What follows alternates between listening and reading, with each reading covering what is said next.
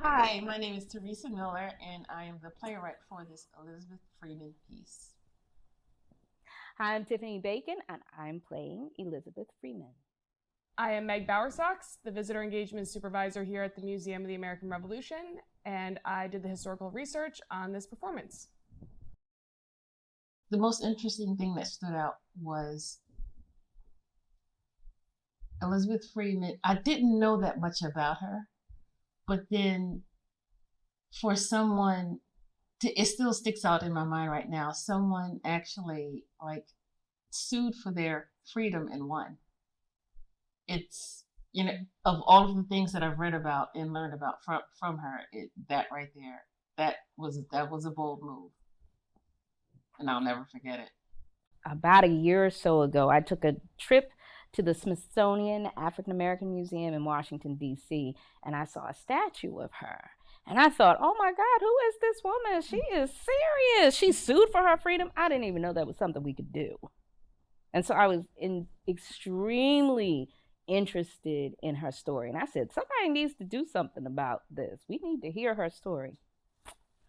And lo and behold,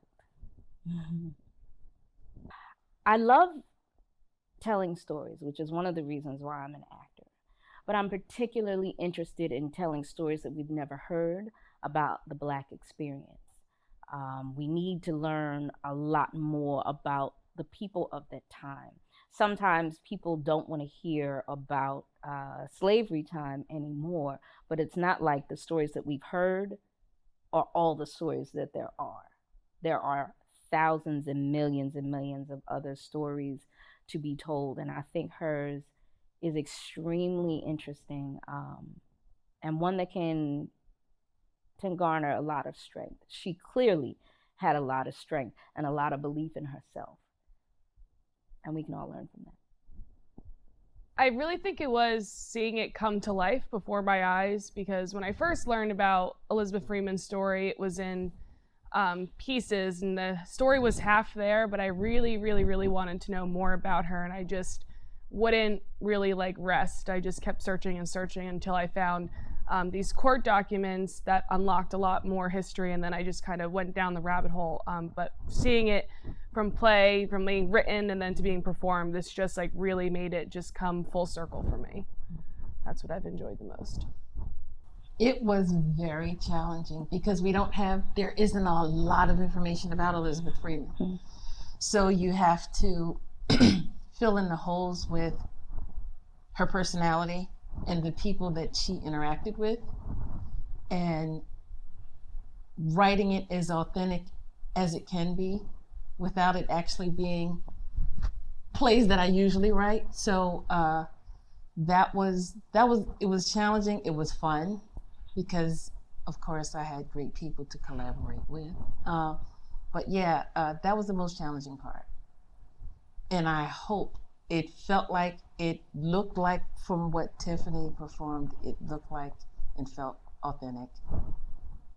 I think all of her stories are interesting, but I think for me, it's for someone who, in this time period, the 18th century, who broke the bounds to really hear these words, feel inspired by these words, and use these words to gain their freedom when it wasn't the case for a lot of people and a lot of African Americans, people of African descent during the time of the American Revolution. And she really had this force and this power about her that really just made her story and kind of really help push freedom specifically in Massachusetts afterwards. Yeah. I mean, everything. The guts and determination that she had to have to say, let me hear these words and let me make sure that they apply to me. In fact, let me go out on a limb knowing that I'm risking life and limb to actually make these people who wrote this document make it honor me. She said, hey, you said I was free and equal, so guess what? I needs to be free and equal. Her tenacity. Even in the worst of circumstances, she was a slave since he was a child, a small child. And we don't have any information about her as a child, but I'm sure that was just part of her makeup, her character. And as she got older, it just grew stronger and stronger and stronger until she heard those words.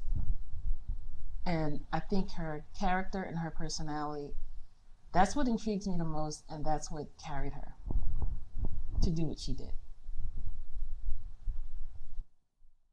I'd want to know how she felt about knowing that there were other people who still weren't free,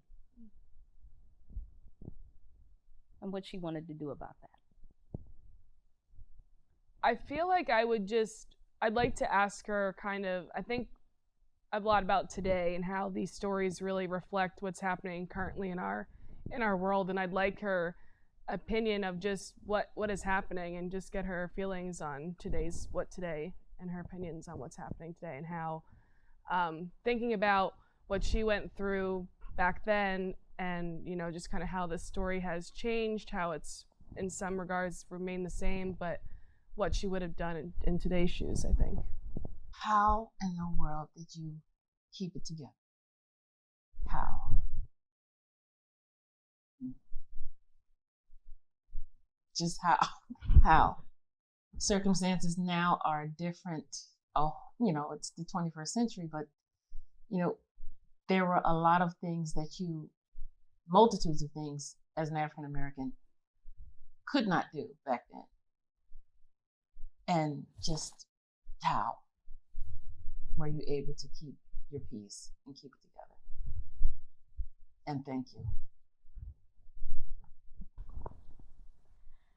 It's important today because we still have to undo this work of slavery. Some people don't want to acknowledge how brutal it was and how it still affects us today. Folks will say, oh, that was such a long time ago and just get over it. No, there's still a lot of things we're fighting for that stem from that today. So it's still important. It's also important to understand the variety of life at that time, what we were living. Black folks, there was so much going on, and we don't get all of that in our history books. In fact, I didn't even hear about Elizabeth Freeman in my history books. And I had decent education, and I still didn't know who she was. So we need to hear her story and the stories of so many others who did extremely brave things to remind us that it said 1781, but really it wasn't all that long ago.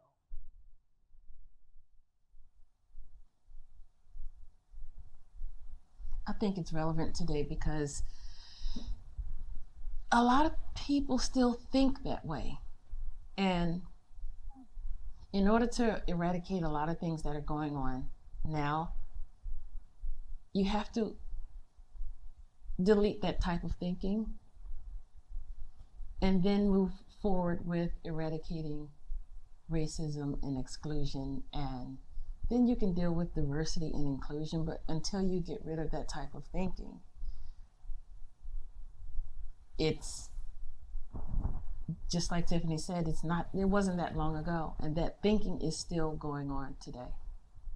And I think based off of what you both said, a diverse story is a more accurate story. And I think that's something that, just said you never heard of her. I've never heard of her, when I went to school either. And I think, that's one of the things about this museum in general, is that we try to tell a more diverse story because it is the accurate story. A lot of people don't realize that there were so many more people who were involved other than, the common people that we think about, like George Washington or Abigail Adams. But it is these lesser known stories that, reflect in us today, because everyday people are the people who are living here and experiencing in these moments. So I think it's just it helps to make it more accurate. Slavery ain't freedom.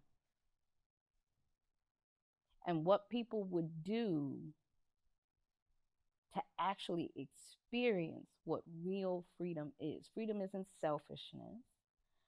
Freedom is the ability to actually live your life on your own terms without somebody interrupting its enjoyment. I think there's a lot of things running through my mind, but I think it would be an internal question of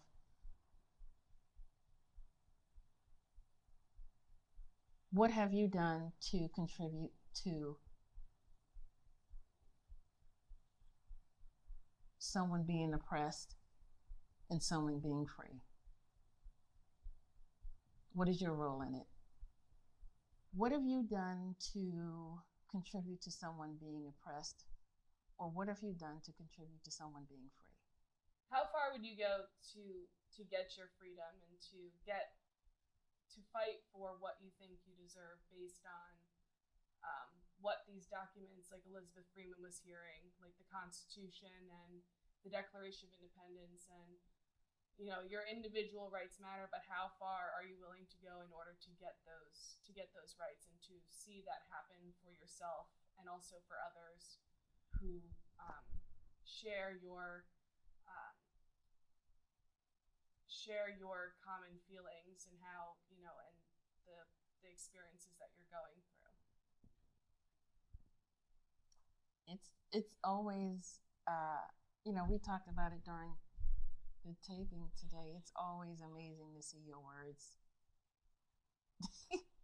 I'm just like, I'm still at noon when I came in. Like,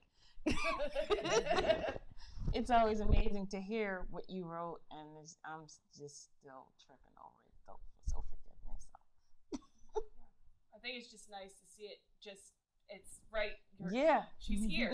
That's what it is. She's here. Exactly. And we've been talking about this for so long, and to see it finally happen, it's just like we've been working on it all summer. It's just been it's been magical. Yeah.